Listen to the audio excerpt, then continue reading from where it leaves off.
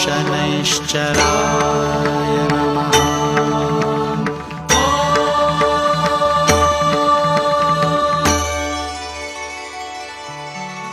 नीलाञ्जनसमाभासम्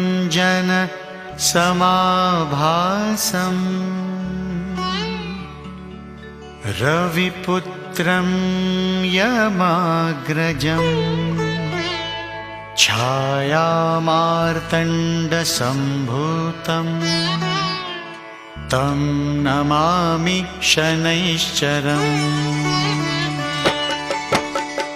नीलाञ्जनसमाभासं रविपुत्रं यमाग्रजं छायामार्तण्डसम्भूतं तं नमामि शनैश्चरम्।